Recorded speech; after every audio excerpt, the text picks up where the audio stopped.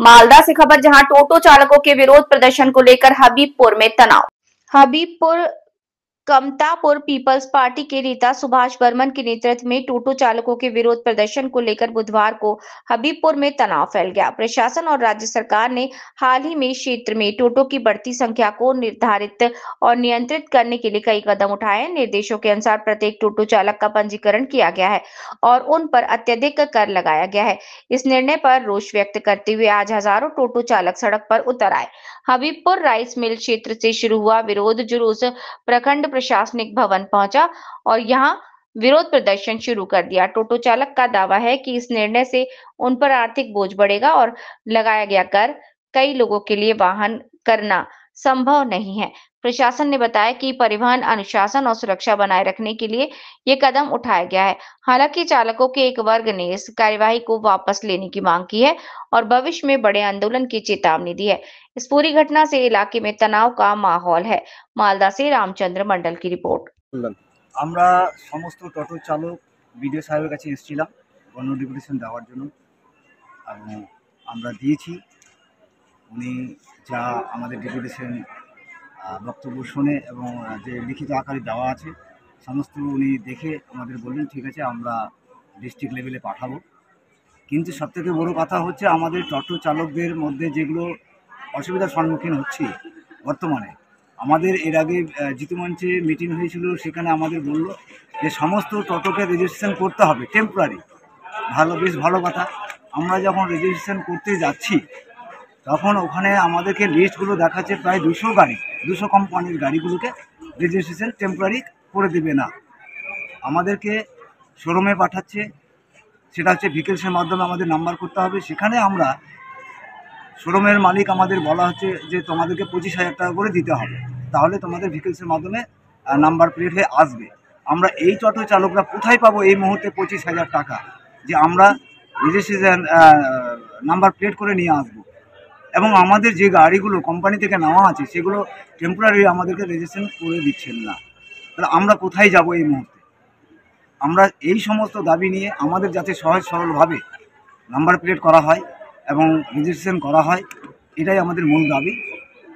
যদি আমাদের এই দাবিগুলো যদি না মানেন সরকার, আরটিও, বিডিও, প্রশাসন যদি আমাদের দিকে যদি সুনজর না দেন, তাহলে আমরা বৃহত্তর আন্দোলনে যাব।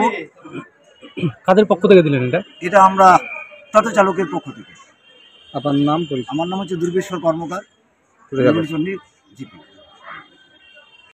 কি বললেন, কোথায় আছেন, কি বলুন?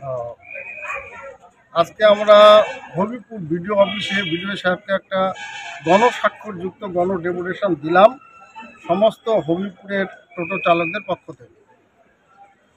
আজকের যে ডেপুটেশনটা সেটা সম্পূর্ণ অরাজনৈতিক, এটা টোটো চালক সংগঠন।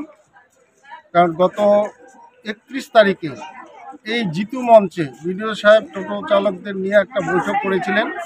সেই বৈঠকে বিডিও সাহেব কিছু শর্ত চাপিয়ে দিয়েছিলেন।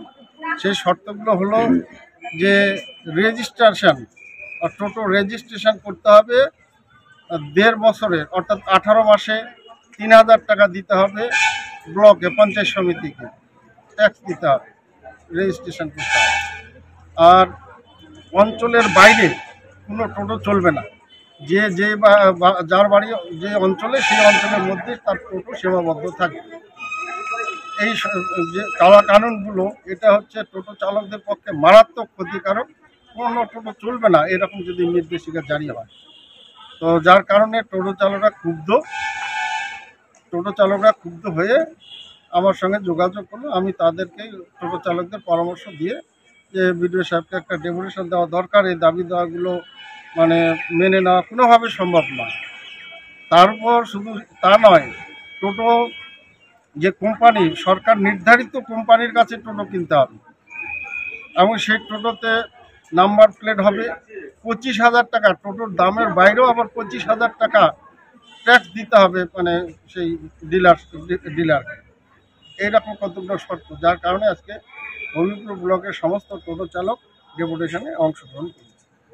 কত টোটো চালক ছিল? আজকে 2,000 টোটো হবে ডেপুটেশনে অংশগ্রহণ করেছে। বিডিও সাহেব তো পরিষ্কার বলে দিলেন আমাকে ডেপুটেশন দিচ্ছেন দেন, আমার তো কিছু বলার নাই, এগুলো আমি ডিস্ট্রিক্টে পাঠিয়ে দেব।